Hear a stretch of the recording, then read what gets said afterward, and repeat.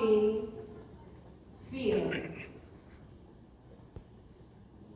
At ang kabuuan ng paksa na ating tatalakayin po sa gabi ito ay ang mga mananampalataya na nagumpay sa takot.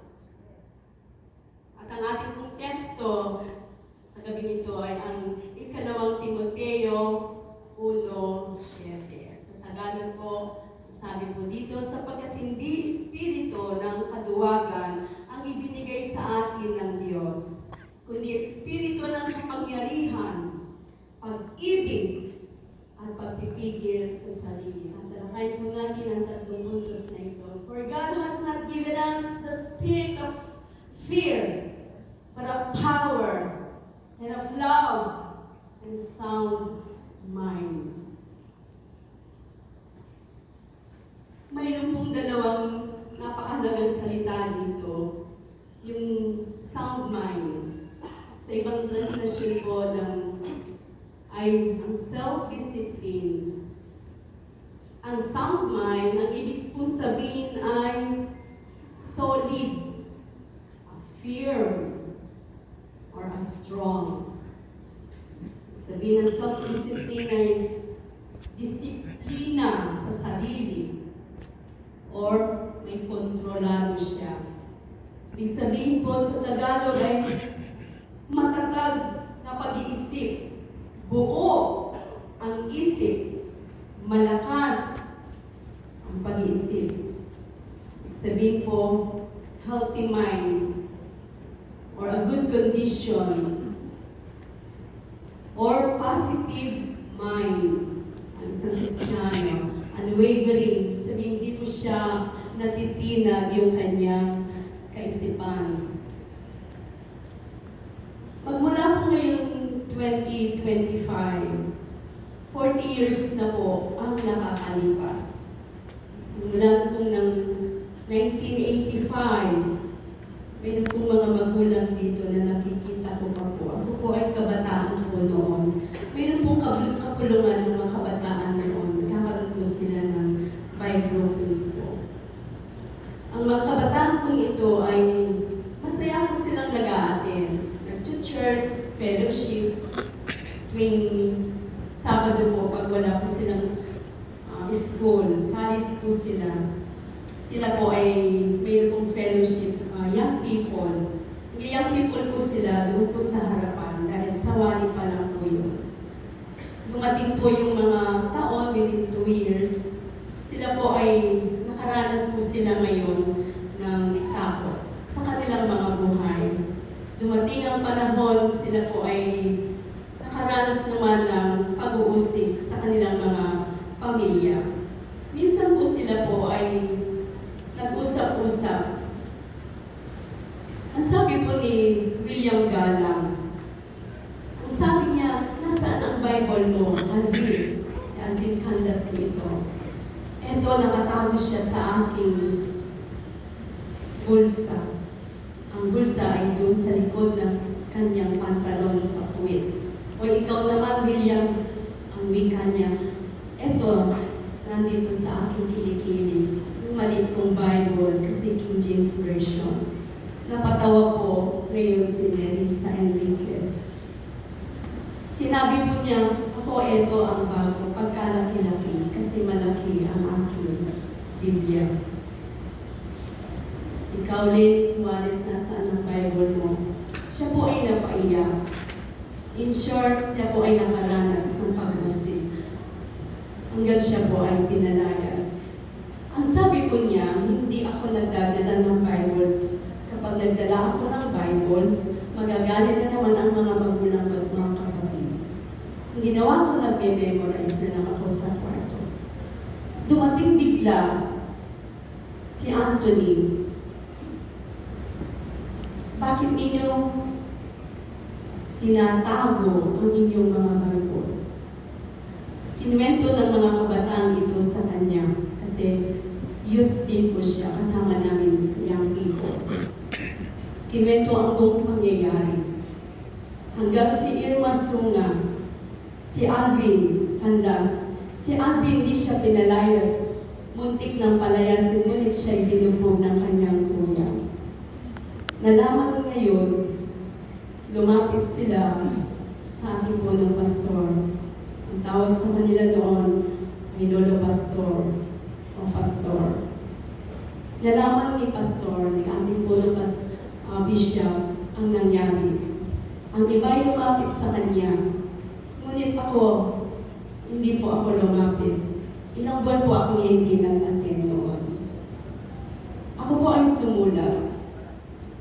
Kung natatandaan po ninyo, ang sinabi ni Bishop, mayroon po mga magulang dito. Noong panahon ng 1985, 86, 87, napakaigpit po ang mga nangyari sa buhay ng mga kabataan yun. Sila talaga ay pinalayas. Si Irma, ang sabi niya, pinalayas ako. Dahil ang aking mga magulang ay naglilingkod sila. Sila ay Katoliko. Parehas po kami.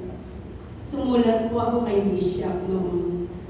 Minsan ang sabi ni Bishop, nagkataon po, nandoon ako.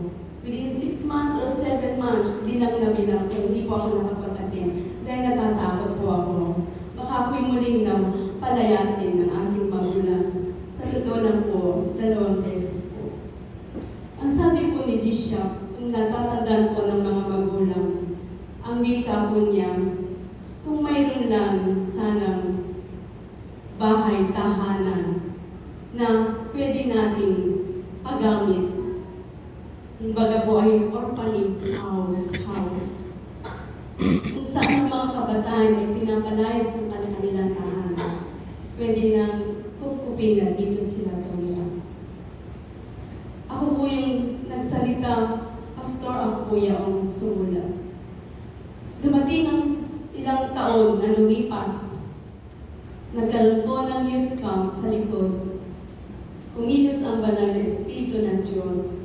Inatong po nila ang kanilang mga kamay magmula kay sa ating punong pastor, si Bishop, at sa mga pastoral staff po noon. Kumilos po ang banal na Espiritu sa lahat ng buhay ng mga mananampalataya. Bagamat sila po ay mga college students, dumating ang panahon, tumugon sila sa panawagan ng ating Panginoon Diyos. Ang katanungan po, paano nila napagtagumpayan ang takot? Sa panahon ngayon, 2025, 40 years, ang dalangin po natin nawa ay patuloy na kumilos ang banal na Espiritu sa bawat iglesia, sa bawat buhay ng mga mananampalataya, maging sa panahon ngayon. Kailangan po natin hilingin ang nangyari noon ay mangyayari din po, maging sa buhay po ng mga alagad ng ating Panginoong Jesucristo. Sila rin ay nakaranas ng takot, pag-usig, subalit ang katanungan, papaano natin mapagtatagumpayan ang takot. Mapagtatagumpayan po natin ang takot sa pamamagitan ng katapangan na kaloob ng Diyos. Pag sinabi natin power or kapangyarihan, mayroon pong nakapaloob doon. Mayroong nakapasok, may ibig sabihin ng sinasabing kapangyarihan. Ang katapangan yan ang nakapaloob doon sa salitang power or kapangyarihan. Kung ating natatandaan si Joshua 1:9, na ang sabi po ng Panginoong Diyos sa kanya, hindi ba kita inutusan? Ang Panginoong Diyos po ang nagsasalita sa individual na mananampalataya, hindi ba kita inuutusan? Inuwag po sa tawag. Ikaw ay magpakalakas at magpakatapang na mabuti. Huwag kang matakot ni manlupaypay sapagkat ang Panginoong mong Diyos ay sumasa iyo saan ka man pumaroon. Have not I commanded you, be strong and of God a good courage. Be not afraid, neither be you dismayed, for the Lord your God is with you anywhere you go. Tanging ang ating Panginoong Diyos lamang ang makapagbibigay sa iyo ng kapangyarihan. Ito ay ang katapangan kung hihilingin mo sa gabing ito. Kung hihilingin mo sa gabing ito upang mapanumbalik ang lakas, katatagan ng pananampalataya ng isang Kristiyano. Ang Panginoong Diyos ang makapagbibigay sa iyo ng kapangyarihan. Yan ay ang katapangan para palayain ka sa espiritu ng takot, ng mga kaduwagan, lalo na po sa panahon ng pag-uusig, pagsubok o anumang hamon ng buhay para sakupin.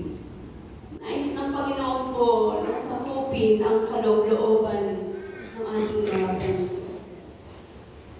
Puso upang makalaya ka sa kadiliman ng tao.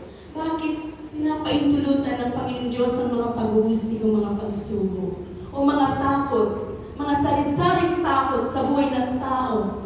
Kapatid, para maranasan mo ang paghubog ng Diyos sa iyong puso. Minsan mayroong pagkasal, babasagin niya ang bahagi ng iyong puso. May bahagi ng ating mga puso upang ang lumang pagkatao ay malilinisan.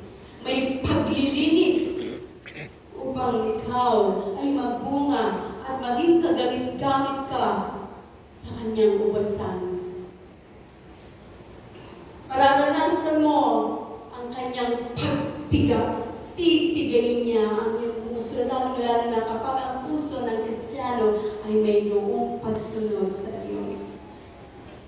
Lalo-lalo na sa isang Kristiyano kung mayroon siyang mabagang loob, bukod tanging ang mapagpakumbabang puso, silang makakasunod sa kalooban ng Panginoon Diyos. Nais makita ng Panginoon Diyos ang kabuhang ng iyong pagtitiwala sa Kanya. Ang kapangyarihan ng Banal na Espiritu, kung ating pong natatandaan, nakaranas po ng masidhing takot, pag-uusig ang mga alagad ng ating Panginoong Diyos. Basahin natin ang Gawa 4, 29-31. Akin na lang po itong ikwento. Dahil binabantahan sila, kaya humingi po sila ng tulong sa Panginoon. Nang sila'y nakaranas ng takot, sama-sama silang nanalangin. Anong nangyari? Buong tapang nangaral ng salita ng Diyos, kaya sila'y pinuspos sila ng kapangyarihan ng Panginoon. Yan ay ang katapangan. Kapag pala nakakaranas po tayo ng mga ganitong mga pangyayari sa buhay, lalo-lalo po sa mga pag-uusig o takot, minsan po gagawin pala ng Panginoon yung salitang manhid. Mamanhid niya ang iyong buong pagkatao, kaluluwa at espiritu. Masasabi ng isang mananampalataya, parang wala na siyang pakialam sa kanyang sarili. Para bang sugod siya ng sugod. Pag narinig ng isang mananampalataya, ang tinig, ang boses ng Espiritu, susunod siya. Susunod siya. Sumusunod siya sa kanyang Panginoon. Ang ibig pong sabihin, binigyan sila ng tapang, katapangan upang ibahagi ang mabuting balita sa kanilang mga buhay. Pangapat ay pangalawa po sa inyo. Paano natin mapagtatagumpayan ang takot? Yan po ay ang pag-ibig na kaloob ng Diyos. Ang sinabing pag-ibig, marami pong mga verses na sinasabi.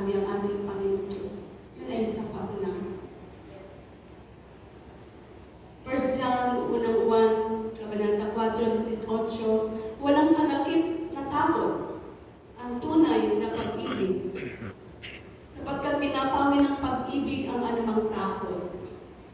Hindi paganap ang pag-ibig ng sinumang natatakot. Sapagkat ang takot ay kaugnay ng parusa. Bakit sinabi ng talatang ito si Juan, alagad ng ating Panginoon Hesus? Bakit hindi paganap ang pag-ibig ng Kristiyano? Maaari ang kanyang puso ay 50-50, half-hearted. Sinasabing maaring puno ng pagdududa. Nag-aalinlangan sila sa mga pangako ng Diyos. Nag-aalinlangan sila kung sino ang Diyos sa kanilang buhay. Maaring sana sa init, sana sa lamig, ang kanilang mga puso, kanilang relasyon sa Panginoon. Kaya naroon ang takot. Hindi priority si Jesus Christ. Nasasabi nilang mahal nilang Panginoong Diyos. Ngunit hindi totoong una ang Panginoon sa kanilang mga puso. Susubukan ka ng Panginoong Diyos. Minsan dadaan ka sa apoy kagaya ng ginto. Kung tunay at totoo ang pag-ibig mo kay Kristo Jesus. Walang kalakip na takot ang tunay na pag-ibig.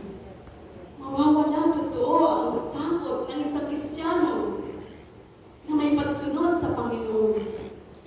Mapagtatagumpayan niya kapag ang pag-ibig ng Diyos ay naranasan niya sa kanyang buhay. Kaya pala ang bunga ng Espiritu ay una. Kapag ang Espiritu ng Diyos ang lumukob sa isang Kristiyano, ang pag-ibig ng Panginoong Diyos, ito'y magiging tulad ng apoy, kagaya ng ginto. Pagdating ng pag-uusig o anumang takot, kahit iba't ibang klase pa ng takot ang mga ito, kahit ang diablo, ang kaaway, gagawa siya ng paraan upang ikay manlupaypay, subalit kapag ang pag-ibig ng Diyos, ang pagmamahal ng Panginoong Diyos, ang naghari sa iyong puso, ang sentro, ang maging sandata, ang mga mananampalatayang pag-ibig. Sabihin tukot talaga yung pag-ibig ng Panginoon Diyos ang siyang naghari sa buong pagkatao. Hindi niya alintana ang anumang pag-usig. Kahit uusigin siya ng ilang beses, kahit magagalit ang mga tao sa kanya, kahit siya ay sisirain, kahit ibagsak siya, pag-ibig, yan ang magiging susi upang patawarin mo ang iyong kapwa. Minsan ako po ay nakaranas ng isang tinig ng Panginoon kailanman mula po nung ako ay tutunog bahagi ng salita ng Diyos. Mga kabataan noon, talagang pinuspos sila ng Espiritu sa kabila ng pag-uusig. Sa jeep, nagbabahagi sila ng salita ng Diyos. Jesus First Crusade, may krusada doon sa itaas ng paligid. At Saturday night, mayroon pong evangelistic ministry. May market ministry, may hospital ministry. Dahil mahal nila ang Panginoon. Dadang ka sa apoy, kagaya ng ginto. Dadalisayin niya ang iyong puso. Parang pag-ibig ng Diyos, ito magiging sandata at susi para matuto kang magpatawad sa iyong kapwa. Sabi ng Panginoong Jesus sa akin minsan sa pamagitan ng kanyang Espiritu, ng taon nang lumipas, wala pong naibahagi ang mabuting balita. Ang sabi po niya sa akin, at ito'y aking i-share po sa inyo. Sabi niya sa akin, sa pamagitan ng Espiritu Santo, aking narinig, anak, nanatiling malinis ang iyong puso. Makikita mo ako araw-araw. Maraming mga takot-takot ng mga pag-uusig minsan kung nararanasan mo ngayon, kabataan. Mga magulang, nararanasan mo ba ngayon? Kung hindi, humanda ka. Ihanda mo ang sarili mo sa Panginoon. Pupuspusin Kanya ng Kanyang pag-ibig. Ang dahilan po ay nais ng Panginoon Diyos makita ang Kanyang karakter sa iyo. To build character, to be Christ-likeness. Upang mahayag ang mga katangian pala ng ating Panginoon Jesus sa iyong buong pagkatao. At yan ang magiging sandatang matibay na sandigan upang mapagtagumpayan mo ang takot at pag-usig. Ang pangatlo po ay ang mapagtatagumpayan po natin ang takot sa pamamagitan po ng pag-iisip na kaloob ng Diyos. Sa ating pong talatang kanina ay ating pong nabanggit.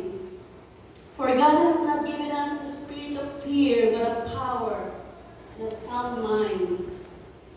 Love and of sound mind. Mga magulang, mga kapatid, hindi mo mapagtatagumpayan ang takot o anumang pag-usig kung hindi magbabago ang pag-iisip ng isang mananampalataya.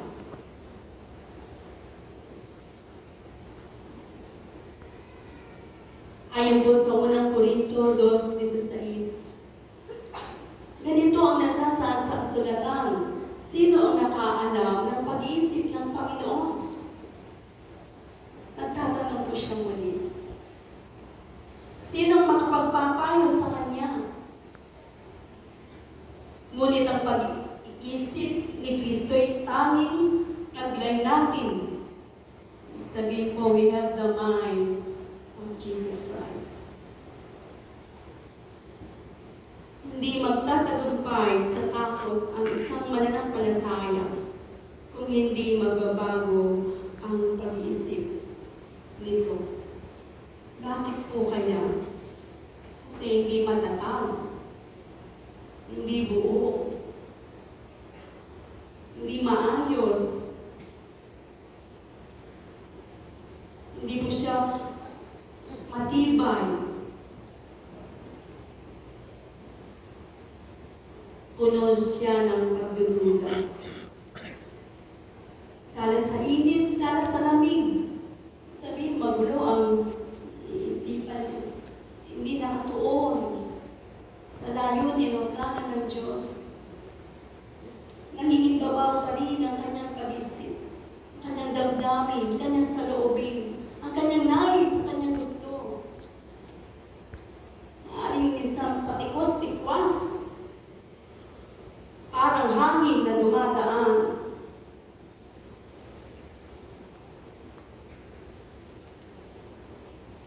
Ibig sabihin po, minsan, ang mga pangako ng Diyos, nakalimutan na niya. Subalit, ang talatang kanina na sound mind, kailangan po nating taglayin ang pag-iisip ng ating Panginoong Jesucristo.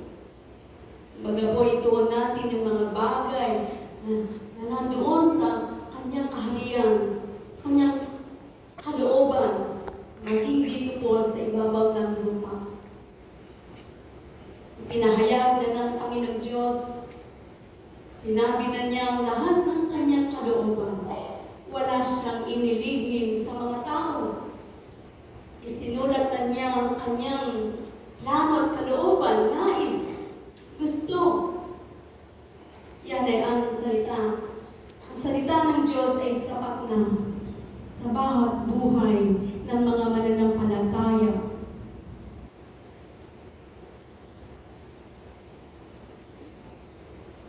Ang pag-isip po ng ating Panginoong Jesucristo ay taglay natin.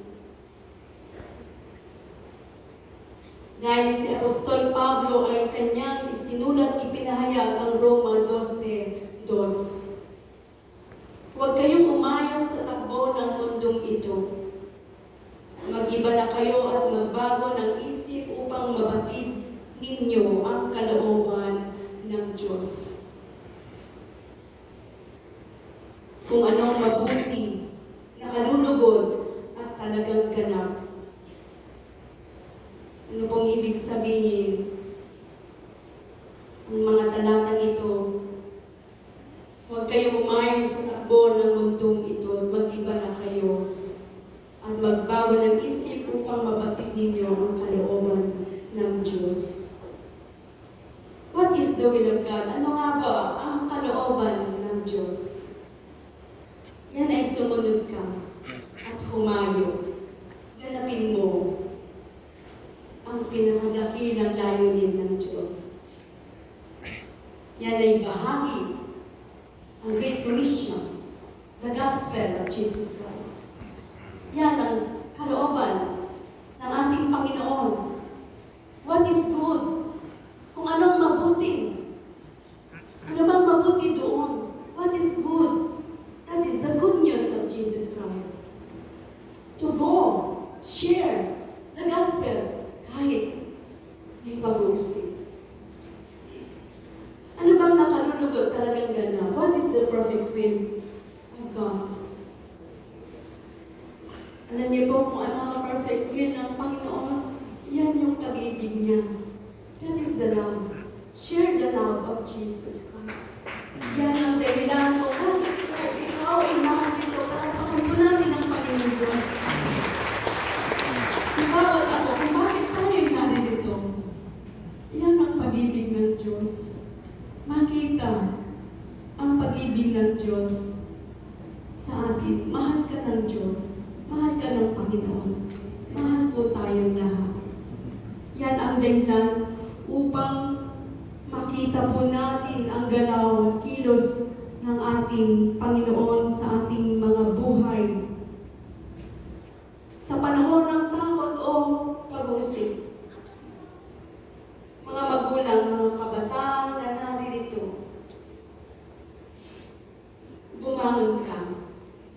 Ikaw ay nakakaranas ng panulupay-pangay. Kung nagagalit man ang iyong kapwa, nagagalit ang kaeskwela mo, bumangon ka. Gumising ka. Huwag kang padaig sa takot, kundi daigin mo ang takot sa kapangyarihan ng ating Panginoong Diyos. Yan ay ang katapangan at ang pag-ibig ng Panginoon at ang pag-isip ng ating Panginoong Yesus ay taglay po natin. Gumising ka, kapatid. Walang duwag na pupunta sa langit. Walang duwag. Marahil doon sa impyerno. Yung kaparusahan ng mga duwag, takot na nagbahagi ng salita ng Diyos. Totoo ba kaya tayo ay mga anak ng Diyos? Totoo ba kaya tayo ikaw-born again? Na ipanganak na isilang sa spiritual? Kung hindi ay malaking question po, 10 years, 5 years, kahit 3 years, 2 years, maaaring may dadala ka sa Panginoon. Nakakahiya, walang korona, putong. Ang isang Kristiyano, pagdating ng araw sa langit, a crown of soul winning, a crown of victory, or overcomers. Hallelujah. Ibinigay po ng Panginoong Diyos ang kalooban niya. Napagtatagumpayan po natin ang takot sa pamagitan ng katapangan ng kaloob ng Diyos, pag-ibig, ang pag-isip ni Kristo ay taglayin po natin upang mapagtagumpayan ang takot, lalo na sa panahon ng pag-uusip ang pagsulong. Nakaranas ka ba ng pagkatakot? O nakaranas ka na ba ng pag-uusip?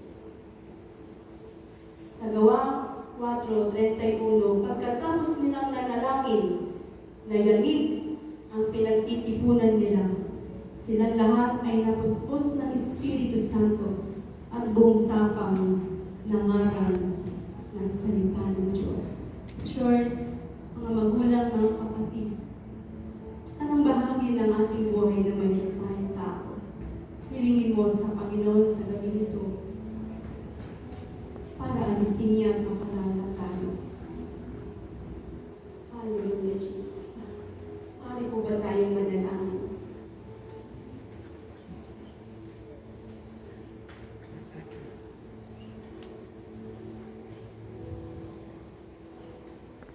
Aming Amang Diyos sa langit, yanigin po ninyo ang bawat buhay namin. Nandito po kami nagtitipon. Yanigin mo ang lahat ng may mga takot sa bawat buhay ng bawat isa. Panginoong Diyos, palayain niyo po ang bawat isa sa aming lahat. Bilang paghahanda, sino man, Panginoong Diyos, na kinakatok mo ang kanilang puso, na kailangan siyang umayo, sumunod sa iyong kalooban. Totoo, Panginoong Diyos, pupuspusin niyo sila ng pangangailangan yan ng Espiritu Santo. Panginoong Diyos, marami pong salamat. Hanggang sa gabi, Panginoon, hanggang ngayong gabi ito, hanggang sa aming pag-uwi. Bukas, susunod ng araw, buwan, sino man po sa aming lahat na kinakatok ng iyong banal na Espiritu, puspusin niyo po ng bawat isa sa aming lahat ng katapangan, Panginoon, upang may bahaging mabuting balita na walang takot o pangamba sa pangalan ni Jesus. Gayon din po, Ama, puspusin niyo kami ng iyong pag-ibig. Ang pag-ibig, ang siyang susi at sandata upang may pagpatuloy po namin yung pangaral ng mabuting balita. O Panginoong Diyos, dalhin niyo po, sakupin niyo po ang bahagi ng aming kaisipan sa pangalan ni Jesucristo. Patnubayan niyo po kami ng Espiritu Santo. Ama, marami pong salamat sa magandang ginawa niyo po sa aming mga buhay sa oras ito. Ito pong dalangin at hiling po namin. Lahat po'y magsabi na.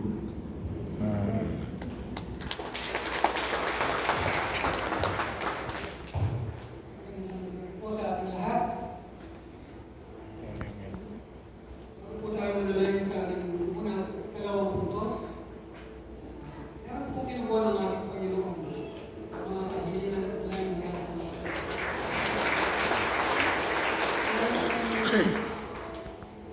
pinagaling sa diabetes, sa siling karamdaman sa lagnat at ubo.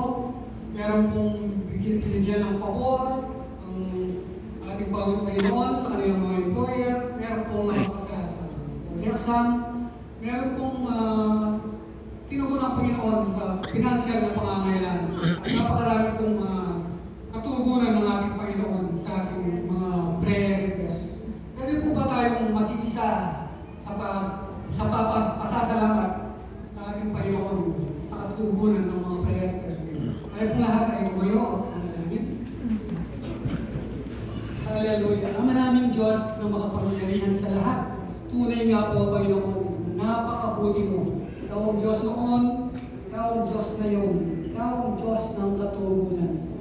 Walang sawang pagmamahal at pag-ibig ang ipatuloy mong iginagawad sa amin. Salamat po, Panginoon. Salamat. Nakikigalak po kami sa aming mga kapatiran at tinugon mo ang kanilang mga panalangin, Panginoon. Napakabuti mo, Diyos. Salamat po.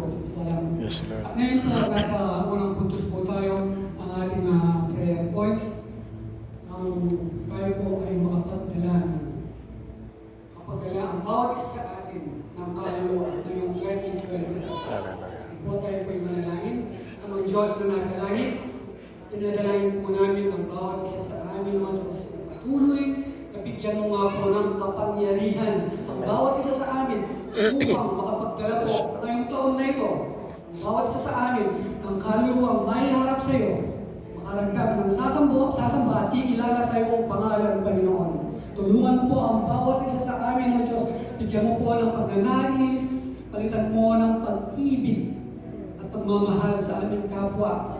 Ang takot na ito, Panginoon, ang kapangyarihan ay siyang aming gamitin upang may bahagi ka, Panginoon, sa mga taong inilalagay mo sa aming puso. At pangunahan mo po, O Diyos, ang bawat isa sa amin, sa mga taong ito, upang sa gayon, sa aming pong paghayo, ay maranasan ka po niya, Panginoon.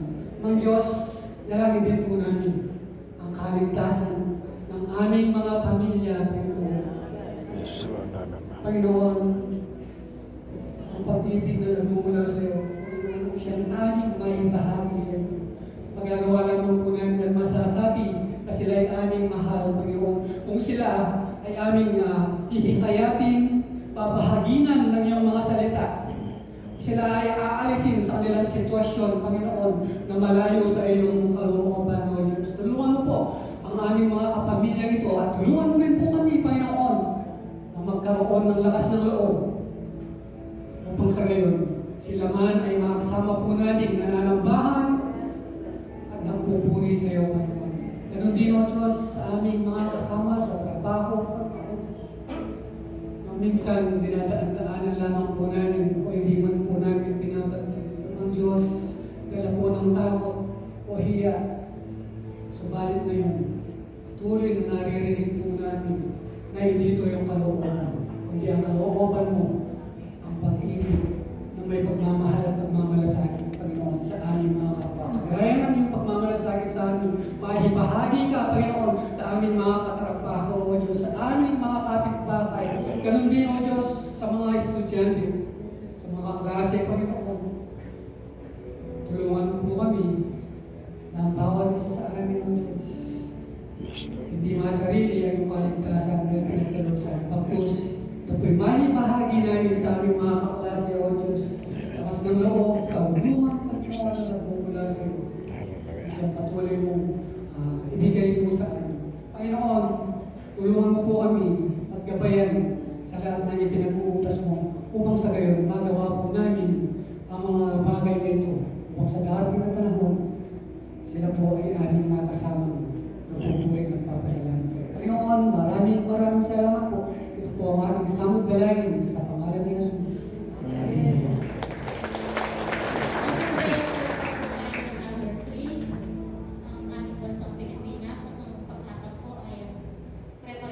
Para sa muling pagbabalik ng ating Panginoon Yesus. Kayo pong lahat ay mukhang manalangin. Ama naming Diyos, na makapangyarihan sa lahat, salamat po sa oras na ito, Panginoon, na kami ay makatutulog sa panalangin ng Panginoon. Itinataas po namin ang kalalagayan ng aming bansang Pilipinas, lalo na po sa darating na eleksyon 2025, O God. Nananalangin po kami ng mapayapang eleksyon, O God, na nawa, Panginoon, magluklok ka ng mga tao sa tamang posisyon, Panginoon, mga tao na may banal na pagkatakot sa iyo, Panginoon. Maging ito'y mga senator, Panginoon, congressman, governor, hanggang sa pinakamababang local unit ng aming gobyerno, Panginoon. Tulungan mo po kami ng maghalal, Panginoon. Alam po namin, ang bawat boto po namin ay sagrado, Panginoon. Nawa, bigyan mo po kami ng kumbiksyon sa aming mga puso, Panginoon, nang mayahanan po namin, Panginoon, ay mga taong tunay na may pagmamalasakit para sa aming bayan. Nawa, Panginoon, nananalangin din po kami, Luzon, Visayas at Mindanao ng mapayapang eleksyon 2025, O God. Tulungan mo rin po ang mga taong gaganap, Panginoon, sa araw na iyon, Panginoon. Ang gagamitin mong mga teacher, O God, ang gagamitin mong mga taong tutulong para sa eleksyon na ito, Panginoon. Nawa, ilayo mo po sila sa anumang kapahabakan. Bagkus, Panginoon, bigyan mo po kami ng katagumpayan, Panginoon, isang maayos na eleksyon 2025, O God. Salamat din po, Panginoon, nananalangin din po kami para sa bawat kagawaran o ahensya ng aming gobyerno, Ama. Nananalangin po kami ng mga taong may banal na pagkatakot sa iyo, Panginoon. Mga taong matutuwid, Panginoon, sa kanilang mga tungkulin. Mga taong may pagmamalasakit sa kanilang mga puso, Panginoon. Tunay nga po, Ama, nawa magtayo ka, Panginoon, ng mga taong mananampalataya sa bawat ahensya ng aming gobyerno. Maging sa kagawaran ng edukasyon, kagawaran ng pangkalusugan, Panginoon, o kagawaran ng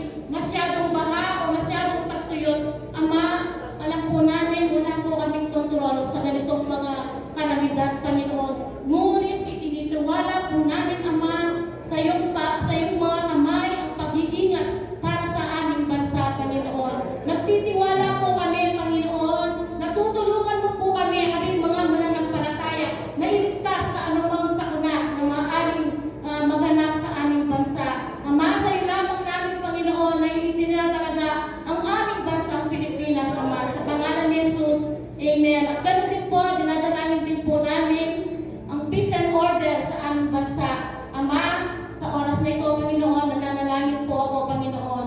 Alam po namin, Ama, maraming nagbabadya o nagbabanta sa kaayusan at kapayapaan ng aming bansa, Panginoon. Marami pong nagnanais, Panginoon, na sakupin, Panginoon, ang West Philippine Sea, O God. Ngunit alam po namin, Ama, ipinagkaloob mo po ito sa bansang Pilipinas, Ama. At hindi mo hahayaan na maimbit po ito ng mga dayuhan, Panginoon. Dahil alam po namin, Ama, maraming mga kalikasan, Panginoon, masaganang kalikasan ng aming karagatan, Panginoon. Kaya nagnanais sila na sakupin nila ito. Panginoon, binabagsak po namin ang anumang gawa ng kaaway sa pangalan ni Jesus. Sa patuloy lamang, Panginoon, ang kapayapaan, kaunlaran at kasaganaan ang igawat mo lamang sa aming bansa. Salamat din po muli, mga Panginoon, na sa muli mong pagbabalik, Panginoon, nawa matagnan mo po na kami ay nagtatapat sa iyo, Panginoon, na malakas ang aming loob, Panginoon, matapang, Panginoon, hindi kami malulupay-pay sa aming pananampalataya. Dahil alam po namin, Panginoon, may dakilang layunin ka sa aming mga buhay, Panginoon. Ay yun ang imahiyan ka sa ibang mga tao upang sa gayon, Ama, hindi lamang po kami ang maligtas. Bagkus, marami pang mga kaluluwa, Panginoon, na may panganak pa dito, Panginoon, upang sa gayon, makasama rin po namin sila sa buhay na walang hanggan.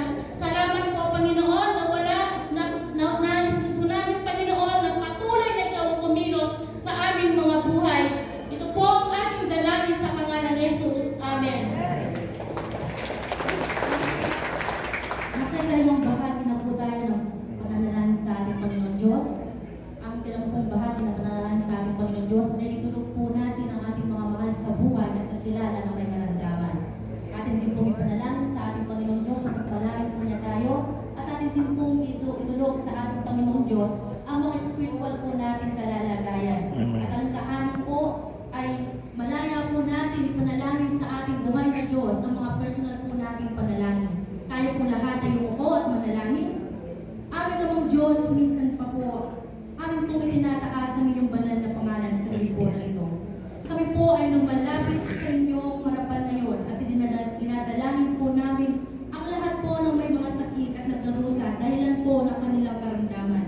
Ano man po ang mga karamdaman na ito na nagpapahirap po sa mga mahal namin sa buhay at kakilala. Itinataas po namin sa inyo ang pag-ibig ng inyong kagalingan at lakas upang matiis po nila ang kanilang mga pagsubok.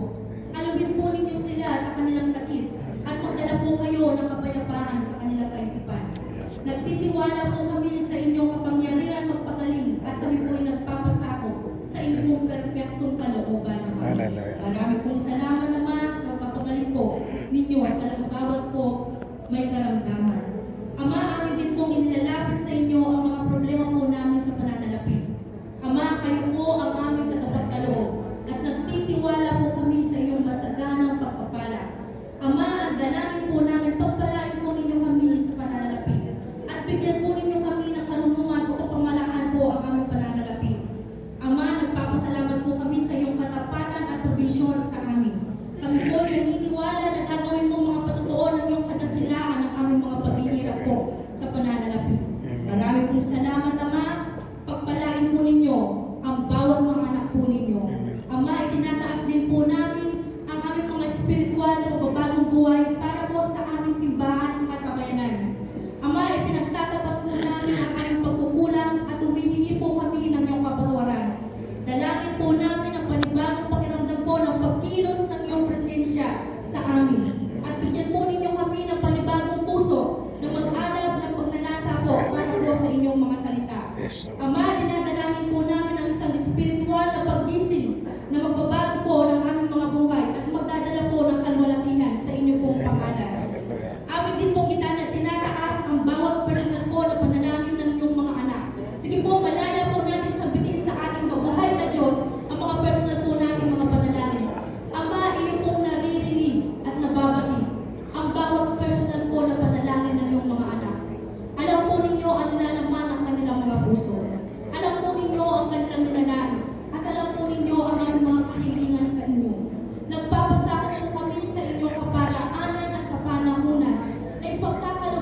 sa bawat mga anak po ninyo ang kanilang mga personal na panalangin. Sapagkat amin pong pinapanampalatayanan na wala pong panalangin na hindi natutupad sa mga bawat anak po ninyo na nagtatapat at nagtitiwala po sa inyo. Kayo na po, Ama, ang siyang bahalang magkaloob ng bawat pangangailangan po at bawat personal po na panalangin ng iyong mga anak. Marami pong salamat, Ama, at sa lahat po ng ito, O Diyos, amin po itong iniaalay na ang bawat panalangin po namin na nasambit sa gabi po na ito at sa darating pa po mga gabi ay magpapangyari, matutugunan sa tulong po ng iyong anak na ang aming Panginoon at ang lahat po ay magsabi ng Amen.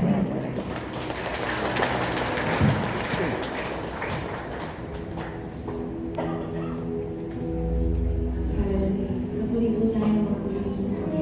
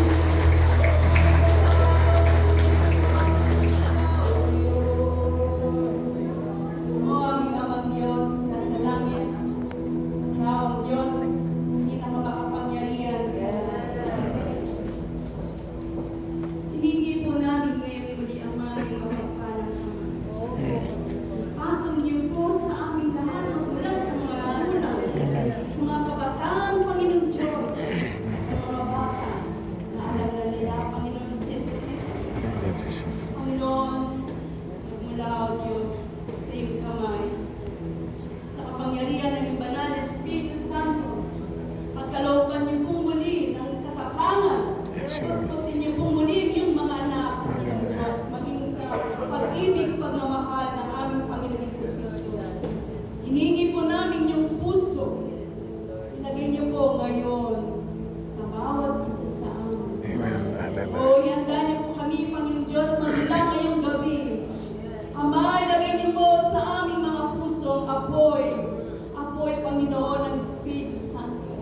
Yanigin ang anumang takot sa narito, Panginoon Diyos. Alisin niyo po ito, Ama. Sinasaway po namin lahat ng ito sa pangalan ni Jesus Cristo. O ihanda niyo bawat isa, Ama. Lukumin niyo po muli ang bawat isa. Ipagpuspusin niyo kami pagkalooban ng iyong pag-ibig. At hiningin po namin, taglayin namin ang pag-isip sa